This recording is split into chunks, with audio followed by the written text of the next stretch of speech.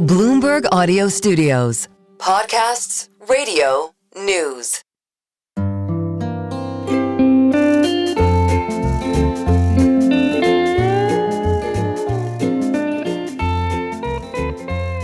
Hello and welcome to another episode of the Odd Lots podcast. I'm Tracy Alloway. And I'm Joe Wasenthal. Joe, we're here in London. Still in London. Still in London. It's been interesting.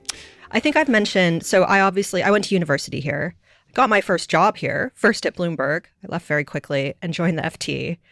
And I was here for like 10 years and met my husband here. So I've just been walking around the city this week, just feeling very nostalgic about everything. This is a very weird time to be in London. For one thing, I have to say, the whole time zone thing really messes me up. And the concept of time zone still blows my mind a little bit. As an American, I'm not surprised to hear you say that. The most obvious. It's like, I can't believe the market's still open. But also, we're at a time where changing perceptions towards the U.S. are a big story. And normally, if I'm being honest, if I could be a sort of rude American for a moment. Always, Joe. Global perceptions of the U.S. are not typically a very big deal to me. They're not something that I think about very often, except insofar as we're in a period where our president claims to want to be doing trade deals with the rest of the world, at which point these elected leaders around the world have domestic constituencies that they have to be accountable to. And as such, perhaps we're in a period where perceptions of the U.S. actually substantively matter. Well, here's the other thing I was thinking about. I was walking past my old university, and I was thinking, both you and I did international relations. Yeah. And I was thinking how amazingly irrelevant that degree has become. And I was thinking back to the reading list we had in the early 2000s about, implementing globalization and globalization, the way forward, and things like that. So much of that just feels completely off the table at this moment. No, right? all these hopes for various multilateral agreements, and we're going to sign, but now the plan is to sign, bilateral agreements with 70 different nations in 90 days. While insulting them on a daily basis. While insulting them. Come on. Okay, so I'm trying to unify all these different themes. My former employer, the future of globalization, the fact that we're here in London at a time when Europe-U.S. relationships really seem to be in the gutter in many ways. So we have the perfect guest. We do have the perfect guest. Truly the perfect guest. We're going to be speaking with Martin Wolf. He is, of course, the chief economics commentator over at the FT, sometimes described as the most important economics commentator in Britain, which, given that the UK exports a lot of commentators, is really saying something.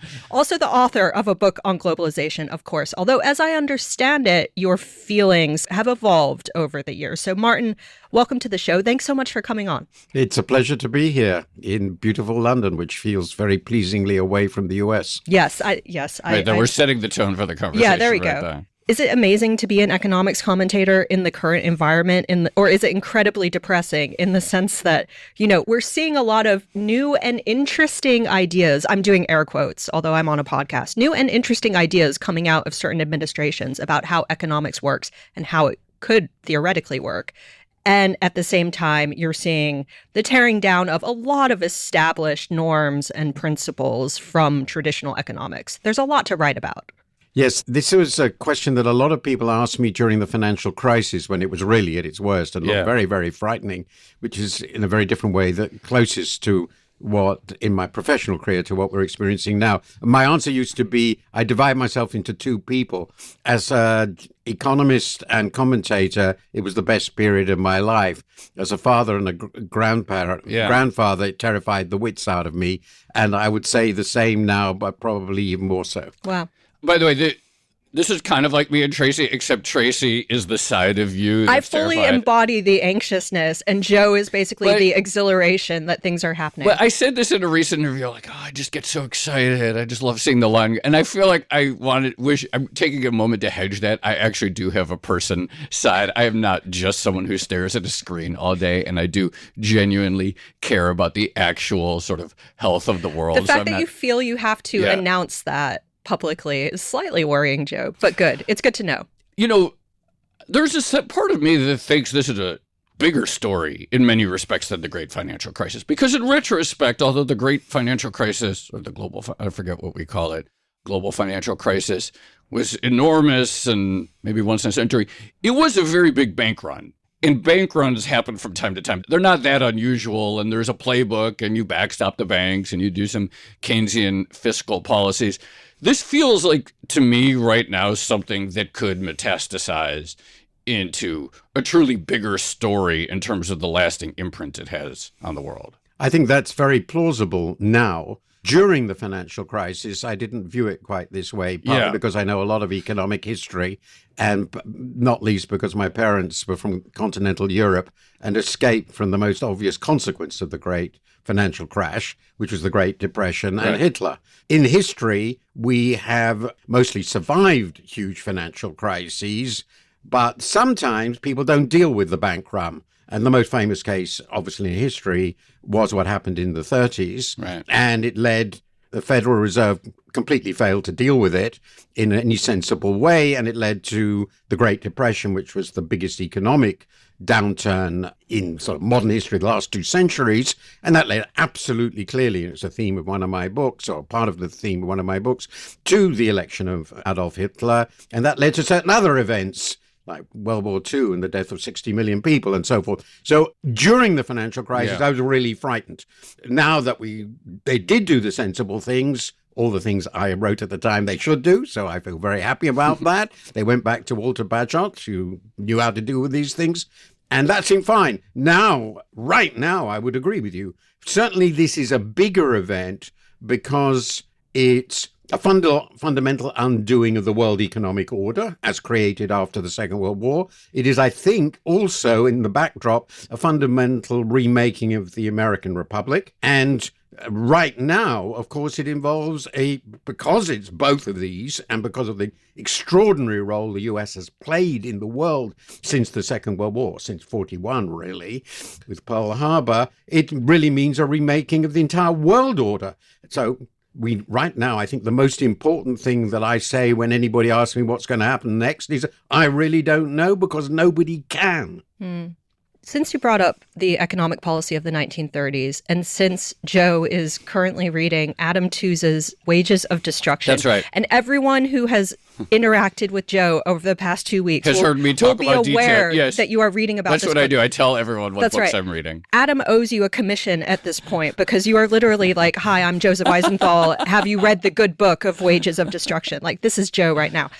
Talk to us a little bit more about any parallels you're seeing between the current economic environment, or I guess the grievances felt by American policymakers versus what we saw in the 1930s.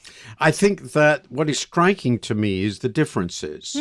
I do argue in the book I wrote, The Crisis of Democratic Capitalism, which you certainly should read. We will. It's on the list. Is this idea that the global financial crisis was a very big shock.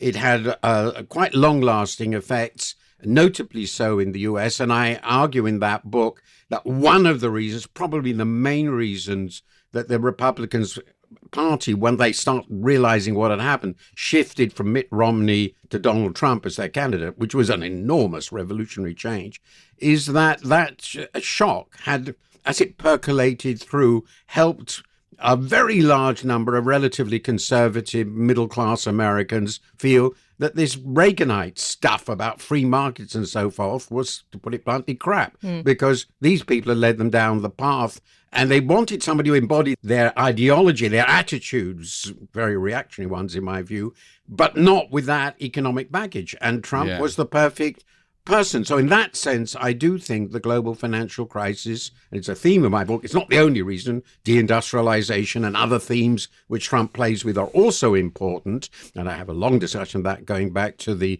70s. But that big shock, I think, played a very big part in shifting the Republican Party in the populist nationalist direction. And that's, of course, why we are where we are now. So in that sense, I think there is a link.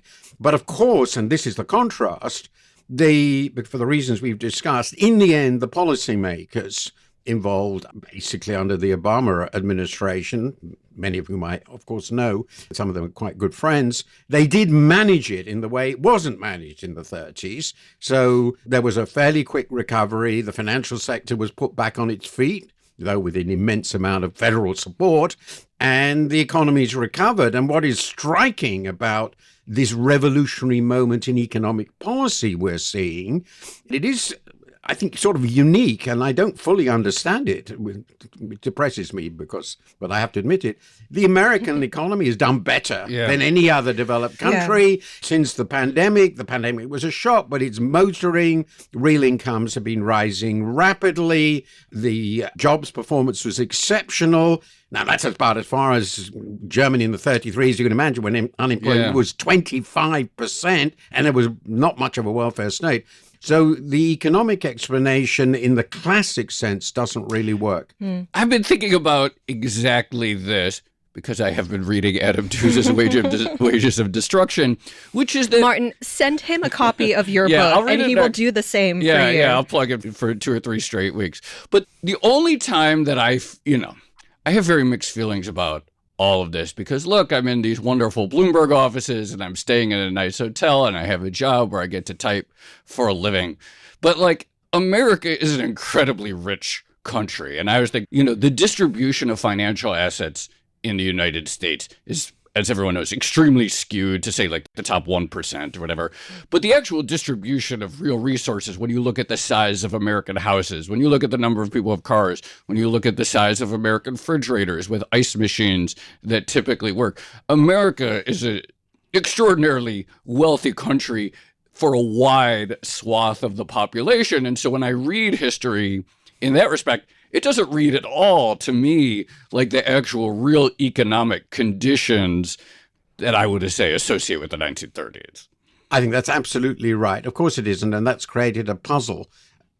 And nonetheless, it seemed pretty clear, and I refer to quite a bit of literature on that in my book, that it's not surprising. People are very, very concerned about their relative positions. Yeah. People are very, very concerned about their security, their sense of security in their positions. And those anxieties are often related not just with their economic positions, but also more broadly with their cultural positions. And America is a country that's gone through some big revolutionary changes. Deindustrialization, for example, is real. That's a transformation of many, many communities. The push for gender and racial equality is real, and it clearly runs up against anxieties and hostility. That was also very, very real. The new economy, well, you're absolutely right, clearly right, but it's still true. When I go through America, and on many occasions I've hired a car and gone across the country to places like Erie, Northern California, way far north, there are lots of poor people in America. And most Americans that I know don't see them because they fly over them. But I've actually driven across it. So there are lots of poor people, and people are frightened of ending up there, in my view. They have a sense, I'm one real hospital medical problem away from bankruptcy. So I think there is an insecurity and anxiety which comes up with these cultural and economic things mixed up, to which Trump addresses his appeal perfectly. He's the perfect populist for America. And one of the things I've learned, which is new, because I've never lived through it with a political demagogue like this, how incredibly good a brilliant demagogue is at exploiting those resentments and offering himself up as the solution to all this. And that's the way I would now see this. Speaking of resentments, I mean, it does seem, if we zoom out on an international scale, so away from the domestic U.S. economy, it does seem like the Trump administration's major grievance is this idea that the U.S. hasn't been compensated enough for its role in the international financial system, and the fact that the dollar is a reserve currency and all of that. And it's very difficult for me to wrap my head around that particular position. Like, I understand there are downsides and upsides to that special status, but the Trump administration seems really committed to the idea that this is a giant burden being carried by the United States. What are your thoughts on that particular argument? Like, how true is that? Or like, what are the actual downsides? And then secondly, what do you think of some of their policy proposals where they're trying to attend to this issue and I guess alleviate some of their complaints? Well, what's particularly puzzling about the position they've adopted is that while they do think it's a terrible burden, they want to cling on to it with all possible might. I mean, the people who've made the most sort of sophisticated analyses of this, and that's obviously not Donald Trump, Stephen Miran, he's chairman of the Council of Economic Advisors, sort of make it clear we want to get rid of all the costs. We'll come to that in a moment, but we definitely want to keep the dollar as the world's dominant currency. Have our cake and eat it too. They really want to have their cake and eat it. Well, this is really quite complicated. The right answer is half an hour, which we don't have. So the summary of it, the argument about whether the dollar is a burden or a privilege has really been going on since the 60s. And it's when I started studying economics. So I'm very familiar with it. And it led to the first attempt to readjust the cost of this, which has the closest parallels to what we are seeing now, which is Nixon, under Nixon, the Nixon shock of 71, when he basically tried to get the dollar devalued. Sounds familiar, right? I mean, that's what one of the things they're trying to do is to get everybody to appreciate their currencies against the dollar. And the reason they needed to get the dollar devalued is they had a fixed exchange rate system, obviously not the situation now. The dollar was tied to gold. The monetary policy of the U.S. in no way represented what you should do if you're on the gold standard. And one of my constant points is that lots of people say going off gold in 71 was the worst thing that ever happened. But my argument is that the US was never really on gold. We can discuss that if you want. It's rather remote from this. But the key point is he imposed import surcharges, sounds familiar, and he told them those will remain until you revalue your currencies. And indeed, they did get them revalued. John Connolly, the Treasury Secretary, famously said, the dollar is our currency and your problem. And so he sorted this out, as it were, and that ended up in the regime of generalized floating. So the US got its way, but after that, no real effort was made to readjust it. What is true, for reasons that are linked to the Asian financial crisis of the late 90s, after a lot, I won't go through the Plaza to the Louvre simply because that's part of. You can if you want. Well, it's part of the story, of course. Another period of similar problem arose. There are two other periods when this problem re-arose. The excessive appreciation of the dollar from the American sense, and the sense that was leading to uncompetitiveness, and that affected important parts of the economy, and something had to be done about it. And so Nixon was the first one. The second one was the Reagan era, and he introduced, it has some similarities with subsequent developments, more recent developments. He had Paul Volcker running the Fed, so hyper tight monetary policy and a floating exchange rate and a big fiscal expansion. Right? Tax cuts. The combination of very aggressive fiscal expansion, tight monetary policy is a classic combination in economics to lead to an appreciation of the real exchange rate. And it did. The trade deficit exploded. Japanese cars wiped out American cars. There was hysteria about this. The Americans introduced voluntary export restraint or imposed them. Bob Lighthizer, interestingly, was a negotiator at that time. It has echoes, doesn't it? And finally this created so much protectionist pressure in the United States that the Americans decided that they needed to get the dollar devalued. And that was what the Plaza Accord was about. And then 2 years later, the Louvre Agreement, they decided to stabilize it. So that was another example of this concern about people want the dollar too much.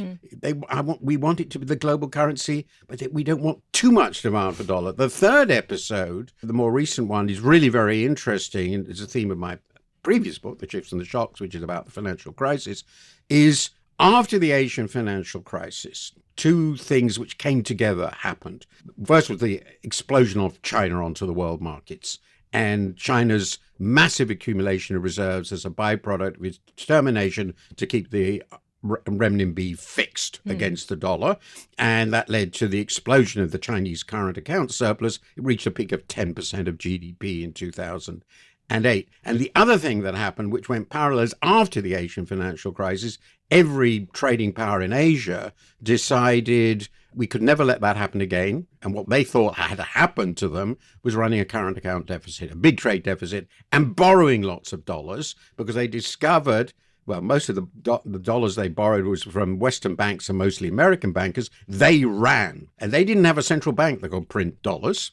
So when they had a run, their economies crashed. And so their conclusion was, we must accumulate dollars without limit, more or less, and run current account surpluses to accumulate these dollars. Those two things came together, and that led to an enormous expansion of the U.S. external deficit.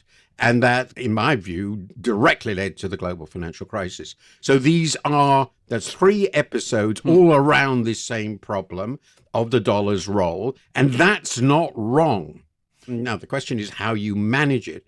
It's not fundamentally a trade policy problem, pretty obviously. It's an exchange rate competitiveness and macroeconomic policy problem interacted, and reasonably sophisticated policymakers who handled the previous episodes. In the end, the presidents sort of listened largely to relatively competent economists manage these episodes, including most notably the global financial crisis, which is the biggest of these episodes.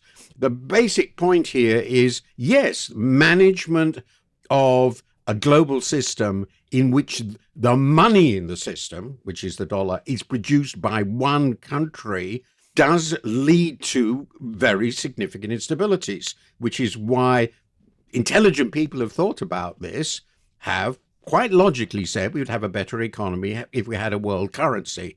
But we don't know how to produce a world currency. The Europeans created the euro for this reason within Europe. I won't go into the question of whether it worked. But the point is there is a problem here. Now, the problem is how you manage it without blowing up the system. A trade war with everybody at the same time won't solve the problem, because underneath it, it's a currency and macroeconomic policy problem. And I think this mainly nowadays relates to the role of China in the system. They're not wrong about that. I've written quite a lot about this. But unfortunately, the way the US is going about it, I don't see how they're going to get to a resolution. But in the end, the US has to decide, do we really like having the dollar as the global currency? Of course they do. It gives them enormous power. It makes borrowing much cheaper. It allows the biggest economy in the world to run ridiculously large fiscal deficits, 6% of GDP at full employment, with an explosive debt, because everybody is invested in holding dollars. And that gives the American policymakers spectacular room for maneuver. They can have guns and butter, and they've done it many times. And periodically they get very upset about it, but it's the choice they made after the war. They could stop it, but they would lose an awful lot in the process. So the idea that it's an unambiguous loss to the US, as has just been pointed out, the US is, despite this terrible burden that they are whining about, an immensely rich and powerful country which can spend more than its income indefinitely, and it's not going to go bankrupt. So from our point of view, and particularly speaking as a British person who knows what happened when we lost this, all those sterling crises when I was growing up in the 50s and 60s, obviously were all about losing that. Very, very undesirable, because people ran from sterling. And we couldn't run fiscal deficits of 6% of GDP. We would blow up. Liz Truss tried. So we would say, stop complaining, guys. You're rich, you're fat, and your currency is basically safe unless you screw up monstrously. So why are you screwing up monstrously? That's where we are now. Joe, can I just say that was such a treat? Martin Wolf on the 3 defining moments of the development of the global dollar reserve system. Absolutely amazing. That was fantastic. I just have one question. Can you give us the 30-second version of why we weren't on the gold standard prior to 1971? Because I think listeners might be curious about that. Well, detail. okay. Well, that's very wonkish. So the 45-second version. He gave you an additional 15 seconds. So I'll just start. The gold standard required a very strong relationship. I'll go back. Really, let's go back. How the gold standard operated was defined by, of all people, not an economist, but David Hume, the great Scottish philosopher, one of the great geniuses of all time, in the middle of the 18th century, when he explained very simply, imagine gold is your currency. In that stage, gold pretty well was the currency, though there was. And so if you ran a balance of payments deficit, you finance your deficit with exports of gold. And what that did is, as the gold was disappearing from you, you were being demonetized. and the money in the economy was shrinking. And so what you had to do is lower your prices. Because he was a monetarist, as all economists were, and I still am in some ways.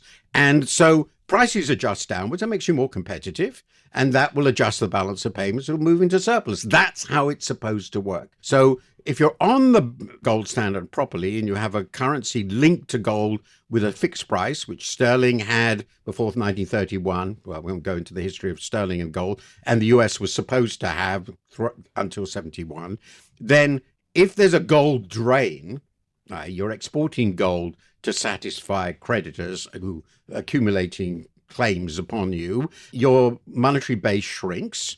So your monetary policy should tighten automatically, and that will introduce deflationary pressure in your economy, and your price level will fall, and that will equilibrate it. So in the late 60s and early 70s, let's take this episode, the US ran a huge current account deficit, and the main reason was they decided to finance the Vietnam War by increasing the fiscal deficit. So they created excess demand in the US that created inflationary pressure in the US that went on for quite a long time, and a huge current account deficit. But they didn't want to allow the Fed to start tightening monetary policy and deflating the American economy to reduce the price level. They were very happy running these huge current account deficits. And that meant, of course, the rest of the world was accumulating dollar claims at a very rapid pace, particularly the Germans, the Japanese, and so forth. And after a while, they started saying, we don't want all these dollars. We want our real stuff. And they started converting their dollars for gold. And that's when the drain on Fort Knox happened. And then the US had a very simple choice. It was pretty obvious. We were discussing it when I was a student in the late 60s. They could ignore this and the gold would disappear, and then they would have to go off gold. They could reprice gold, which they didn't want to do because it was a recognition of failure, or they could go off the gold standard. And the one thing they didn't want to do was deflate the economy. That meant they were ignoring the rules of the gold standard. The rules of the gold standard were, if you were losing gold, you had to deflate your economy to make it competitive again by lowering your dollar prices in a fixed rate regime. And at this crucial moment, they chose not to do that. So the regime collapsed. And in the Great Depression, by the way, even more important, they failed to do the reverse. At that stage, they had a huge current account surplus. America was very, very competitive. And the US was, of course, price level was collapsing. So it was becoming even more competitive. And that was exporting the depression to the whole world through the gold standard system. And so what the US should have been doing, instead of allowing the money supply to collapse, Friedman, of course, wrote classically about this in his book with Anna Schwartz, they should have been expanding the money supply like crazy. So this was the inverse. That was the first great crisis. What I discussed earlier was the second crisis of the gold standard in the 20th century. So in the Great Depression, the US failed to follow gold standard rules, which was precisely when they had a huge current account surplus and they had this immensely strong position in gold inflow. They were not pursuing massively expansionary monetary policy. On the contrary, they were pursuing massively contractionary monetary policy, making it all worse. And the price level was collapsing in the US. So again, they failed to follow the rules of the gold standard. The US showed itself, unlike the UK in the long period it ran the gold standard, a country incapable of allowing the foreign position, basically the balance of payments, to force its monetary policy in directions either expansionary or contractionary. So my view is that the gold standard under the US from the 20s onwards, that was basically when it shifted from a sterling-based to a dollar-based gold standard. The US never followed the rules of the gold standard. In two colossal episodes, it ignored them. So, of course, the gold standard collapsed. And all these whining about this, again, is ridiculous because the US has never had any intention, and that's what we're seeing now, of allow any international rules, agreed rules, from actually forcing it to do something it didn't really want to do.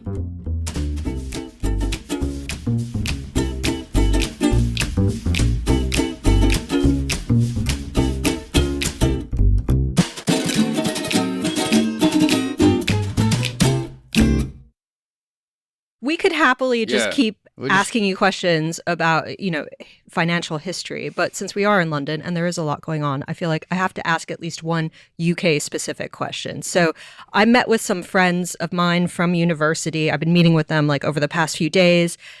All of them are professionals, seem to be doing pretty well in their career, but the discussion always ended up centering on salaries and real wages. I knew the UK had a productivity problem and a real wage problem, but I was surprised to hear the extent of it, at least according to some of my friends. What's going on there? Why has this happened? I think that, unlike what we've been discussing so far, this is one of the great puzzles. I actually wrote a column about this very, very recently, or based on recent work. And it's not unique to the UK, though I will describe one aspect which is an outlier. Up to 2008, so from about 1990 to 2008, so after the Thatcher Revolution to 2008, British productivity growth was really pretty strong. So between 1990 and 2008, output per head in the British economy rose by, I think it was about 38%, which is pretty good over a period of 17 years. It was around 2% a year.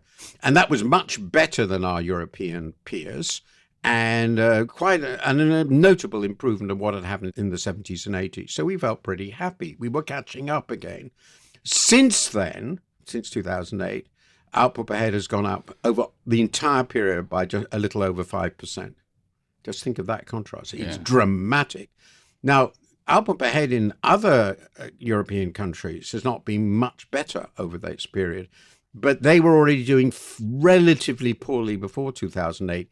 The slowdown in the UK has been greater than anywhere else.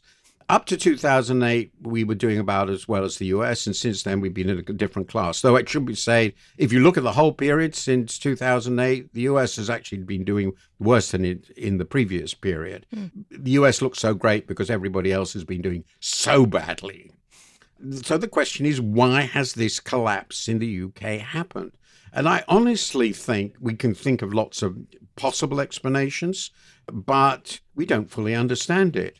You can't identify it in just one sector, though there are some sectors which are particularly important. It seems to have happened in most sectors.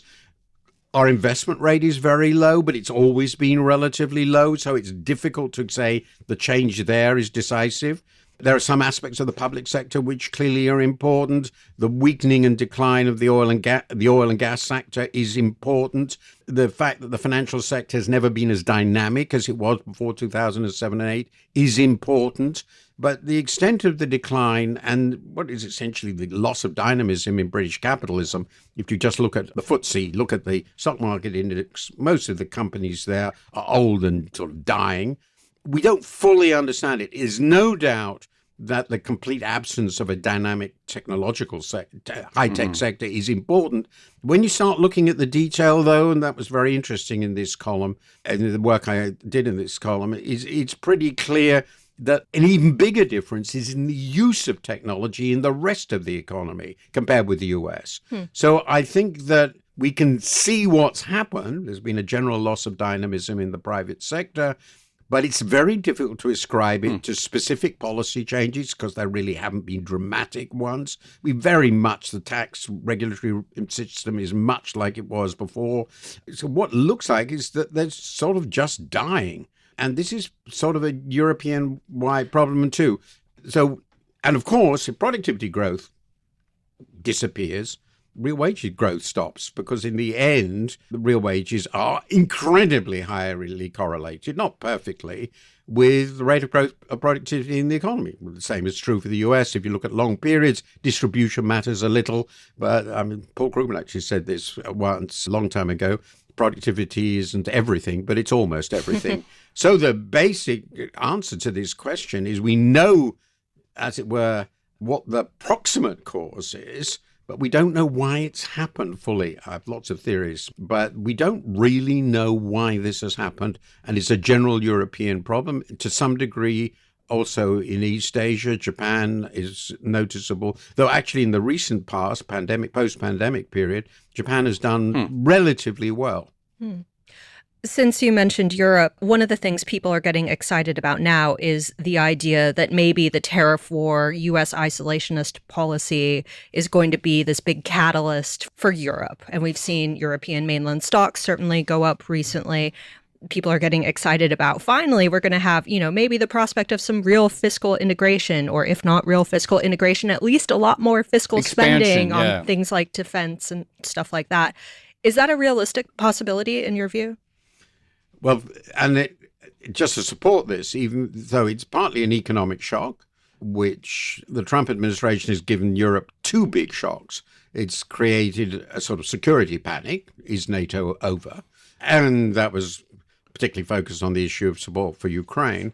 And an economic shock, which was the proposal now withdrawn for another 80 odd days of penal tariffs, 24%. I can't remember what exactly the figure for the EU was. It was somewhere in that range. Do you have the two together? This is a crisis. So if not now, when?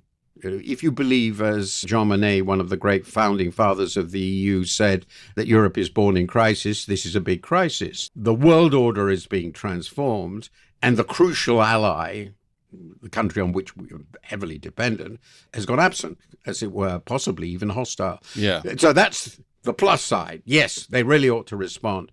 The obstacles to change are also very, very big. Europe is fragmented. It doesn't have a genuine people. The Brexiters were right when they always said Europe doesn't have a demos. It doesn't have a people. It has peoples. That's not surprising. Look, the Roman Empire disappeared 1,500 years ago, and Europe has effectively been divided ever since, except under the Catholic Church, and we know where that ended up in the 16th century. So the answer is that I don't know whether this crisis is big enough to force the sorts of changes economically, which Mario Draghi wrote about in his report, or politically to deal with the security questions. I tend to be skeptical simply because I know how big these challenges will be and how much resistance there has been to every other necessary change. I think the crisis may have to get bigger, but I don't rule out the possibility that the crisis will get bigger, because if you ask me, what will the American policy look like a year from now? I've absolutely no idea, but it could be much more hostile than it is now. It's perfectly possible, in which case maybe the Europeans really will be forced. At the moment, it looks like individual nation-state response, not collective. And there, the one really big change, I think, is that the Germans are panicking.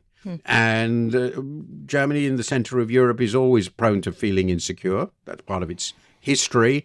And I think it's pretty clear that the new government coming in will be much more aggressive on economic policy. It's forgotten the debt brake nonsense. It clearly will mount a pretty big defense build-up. It will become a much stronger motor of demand. And all on its own, though it can't carry the whole of Europe, that will make a big difference. But I think in the end, at least in the next few years, we should trust more on what individual nations, above all Germany, do. It's much more difficult for France, which is also very divided politically. Remember, there's a very big, what I refer to as fifth column, a Putinist fifth column in Europe. And France is hugely fiscally constrained, unlike Germany. So I'm modestly optimistic about the near term, but a really big leap into union, I don't see.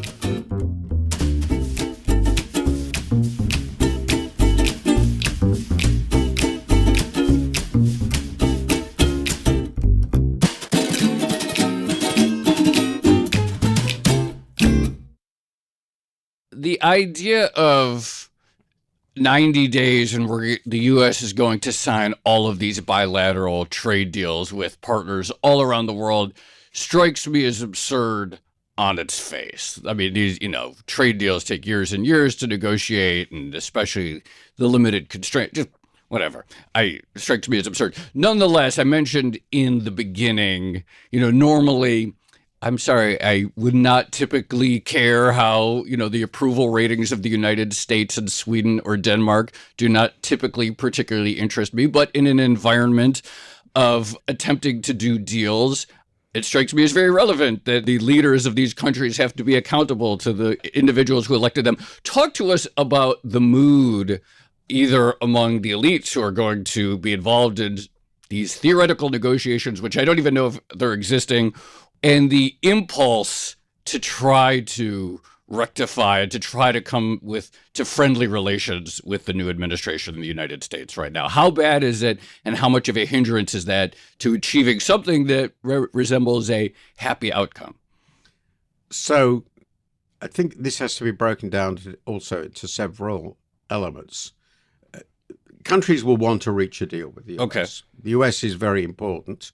It's a very important partner in terms of both security and trade. And the administration is correct that these are linked in people's perceptions.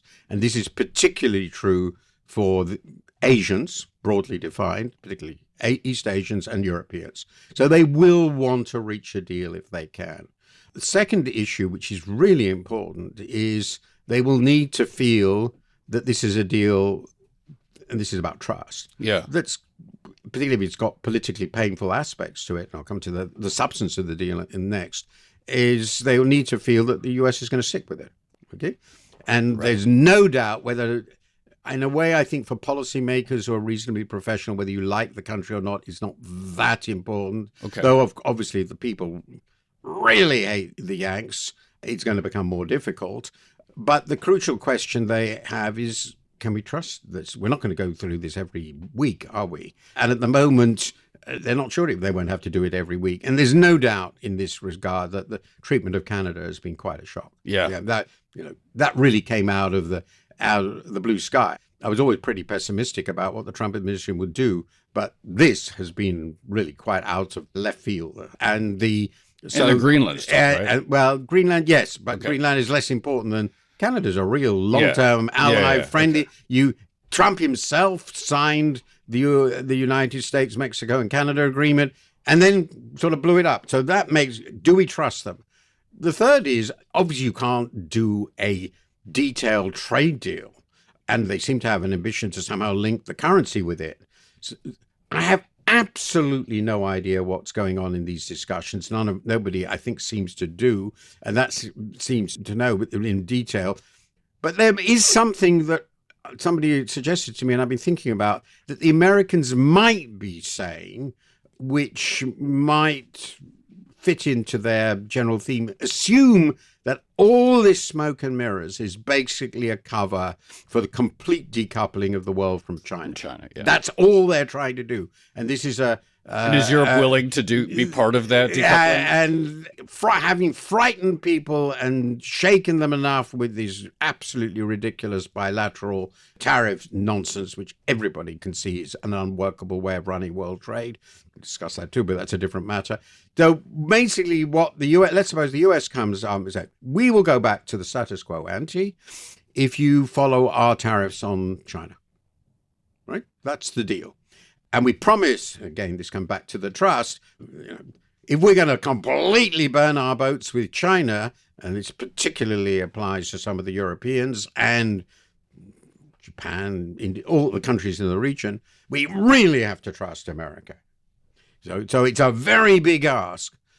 But that's a deal that maybe quite a few countries will be willing to sign. But I certainly wouldn't guarantee it because, as I said, it's a tremendous cost. They all know China is an immense and rising power. For many countries, it's their most important trading partner.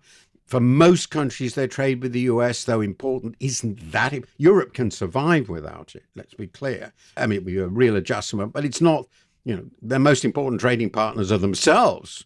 If I remember correctly, they trade more with the UK than the US. So they can survive. But if the US is really after getting everybody else to break with China and or agreeing that they're going to go on holding the dollar, they are going to. They're not going to increase their reserves. Europeans don't have much anyway. But I could imagine a very simple deal like this might work with quite a few countries, but it won't work with everybody. And it will shatter the world.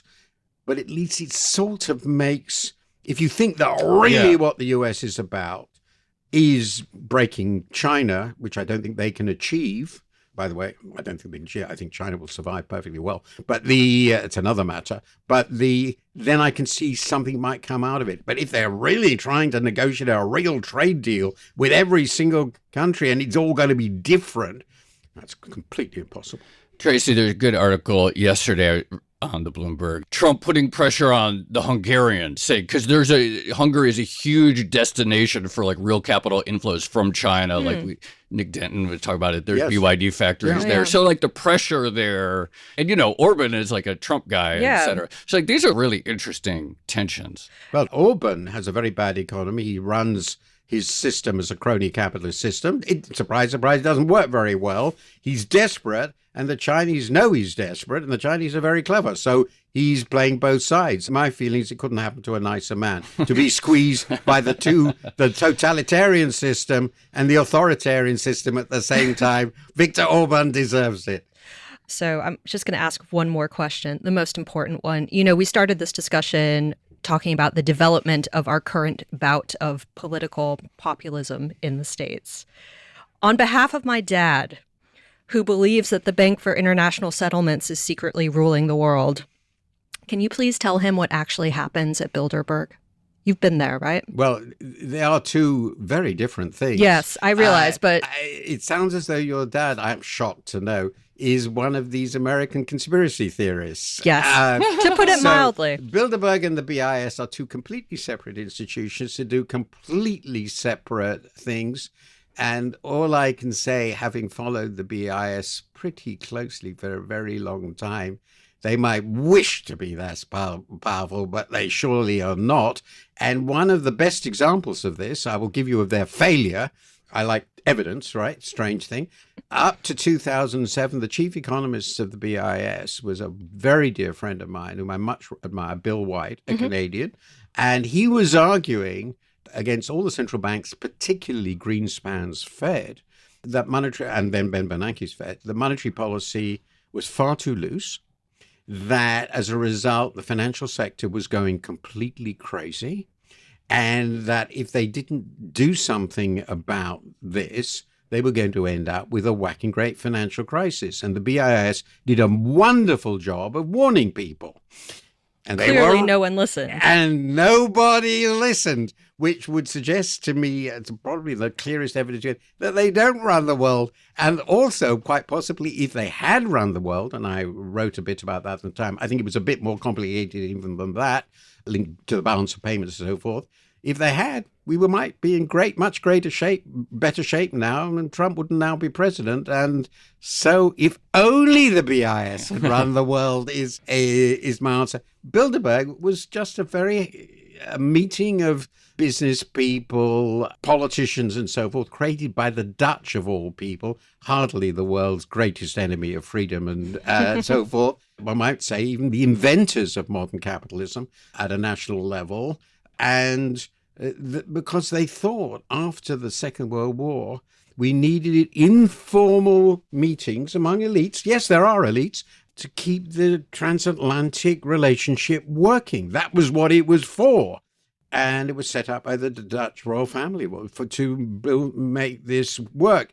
And I was at many of meetings of Bilderberg. I'm very proud of that. They were fascinating discussions in which people said things that would never, I think, have been said in public, and from which I learned hugely. The greatest example to me, which was unbelievable, was the relationships between the Americans and the Europeans, particularly the French, in the lead up to the Iraq War, when it became perfectly obvious that the US was crazy. Another example, alas. Again, if Bilderberg meeting had been as powerful as everybody thinks it would, Trump would never have happened, because that's precisely what Bilderberg was trying to prevent. I will communicate this to my dad. I'm not sure this will convince him. He's not going to listen. But I'll try. All I can say is Bilderberg and the BIS have been astoundingly unsuccessful in achieving what they wanted to achieve. I just have one last question. It kind of goes back to, Tracy, when we were talking about the dollar and you talked about the mechanics of the old gold system in which you deflate your economy and your exports become more competitive. One of the things that is a recurring theme on this podcast is that when it comes, and you talked about deindustrialization, when it comes to industrial capacity or even construction capacity, we sometimes talk about nuclear, the U.S. is out of practice. That setting aside exchange rates, et cetera, that institutional muscle to build a new nuclear plant or to build a very, productive new car EV line, et cetera. Even a T-shirt factory. We're out of practice. And it makes me wonder, are exchange rates really even an important lever in the modern economy when we think about it? And, there's so much about network effects. At San Francisco, there's only one San Francisco, and there's only one Shenzhen, et cetera. Just putting on your purely economics commentator hat, do you see exchange rates as being particularly important in the modern economy to think about the distribution of production? The short answer is no. They're not completely unimportant. I mean, if you want to have the capacity to build infrastructure, it's a good idea to build infrastructure. Yeah. And anyone who wanders around the US a lot realizes if you've been wandering around China and wandering around the US, as I have in the last 25 years. And it's not because of our currency that we're not building infrastructure. No, it's because you decided to waste your money on tax cuts instead of build things. When did you last build a nuclear power station?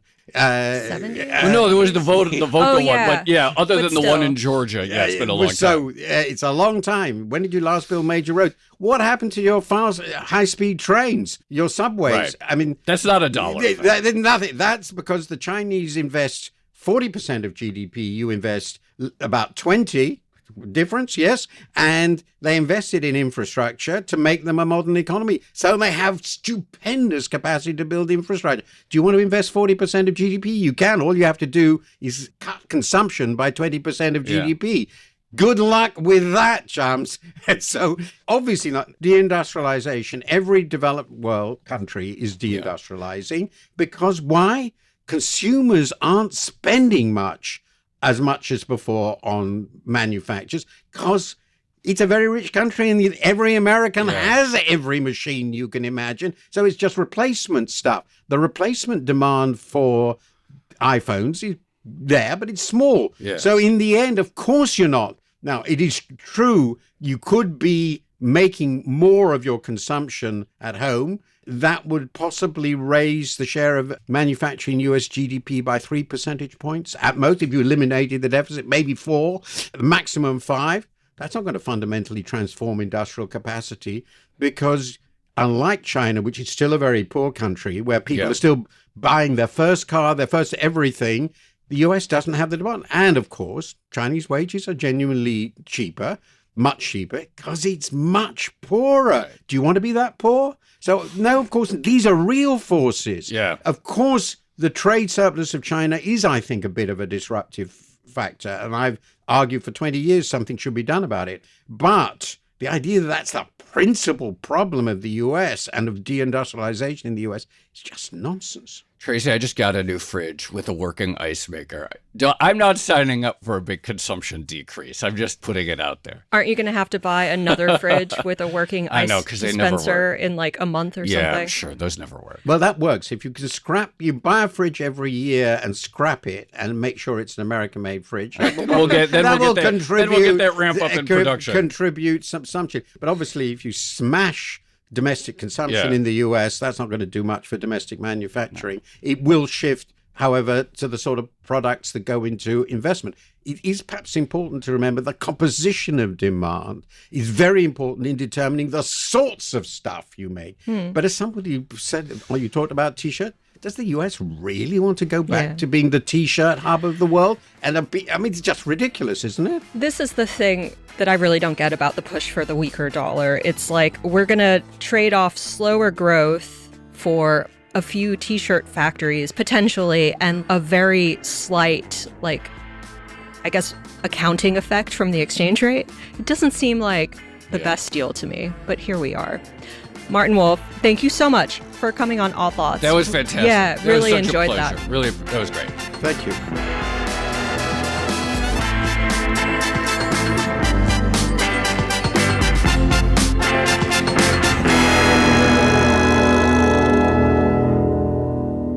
Joe, that was so much fun. That made the whole trip to London basically worth it. I mean, I imagine if we had cajoled him, we could have gotten him eventually to come on Zoom, but I feel like that made the whole trip worth it. It was definitely better in person. And I have to say, when I used to work at the FT, Martin was there. I never spoke to him. I wasn't like important enough to interact with one of our best columnists. But I remember I used to see him like in the FT cafeteria with like 12 different newspapers spread out in front of him. And I was always like, oh, there's Martin Wolf thinking deep thoughts about the world. And there he was. You know, I'll say two things, one macro thought and one micro thought, which is Martin, yet another example of someone who is interesting because he knows specific details, which I'm always trying to hammer home, like people who know actual dates and figures, etc. They're always smarter and better thinkers than the people who don't commit those things to memory. And then the micro thing is I'm really just like interested in this idea that there used to be a world economy in which things adjust, right? That, okay, you export your gold, you have deflation, your domestic industry is more competitive, you get sales globally, and then, you know, you reflate your economy, etc. I just do not right now believe the world works like that in such a way that suddenly the US would become a competitive manufacturer of goods simply by dint of having a weaker dollar. Yeah, and certainly not as quickly as certain U.S. policymakers seem to think it could happen. Right. Well, the other thing I would just say is it's good to talk to Martin for many, many reasons. Yes. But also I think he's sort of representative of the fairly like baseline view among European policymakers about everything that's going on right now. And his point about making trade deals with the U.S. at the moment. I mean, I think that's like the realistic position that a lot of people are taking. It's interesting because one of the things that I've been wondering about, so like that chart that Donald Trump showed on April 2nd was complete nonsense. The board, the giant board. The board that changed the world, the Liberation Day board. So it's like, what is the ask? Because it's obviously not lower tariffs or lower non-tariff trade barriers, because that's all fabricated. It is, and people are converging on the idea, the only realistic ask is asking other countries to truly break their relationship with China. And it's interesting that Martin thinks that there could be a number of them who actually would be willing to sign up for that the price of free trade with the U.S. is much more restrictive trade with China. I'm glad you also brought up Hungary, because I feel like that's going to be a really interesting test case to watch. Because, you know, if anyone is going to walk away from China because the U.S. is telling them to effectively, it seems like it might be Hungary. It could be, except that there's such a destination for Chinese capital investment. Right. There was so much in that conversation. There are other things that I probably wanted to mention and pull out, but all the listeners heard them, so those were the things that stood out. Let's go to Nando's instead. Okay. Shall we leave it there? Let's leave it there. This has been another episode of the Odd Lots podcast. I'm Tracy Alloway. You can follow me at Tracy Alloway. And I'm Joe Weisenthal. You can follow me at The Stalwart. You can follow an automated feed of Martin's columns at the FT at MartinWolf _. Follow our producers, Carmen Rodriguez at Carmen Arman, Dashiell Bennett at Dashbot, and Cale Brooks at Cale Brooks. And thank you to our London producer, Moses Andam, who made this episode happen. For more Odd Lots content, go to Bloomberg.com/oddlots, where we have a daily newsletter and all of our episodes. And you should chat in the Odd Lots Discord with fellow listeners 24/7, discord.gg/oddlots. And if you enjoy Odd Lots, if you like it when we take these trips to London to speak to people like Martin Wolf, then please leave us a positive review on your favorite podcast platform. And remember, if you are a Bloomberg subscriber, you can listen to all of our episodes absolutely ad-free. All you need to do is find the Bloomberg channel on Apple Podcasts and follow the instructions there. Thanks for listening.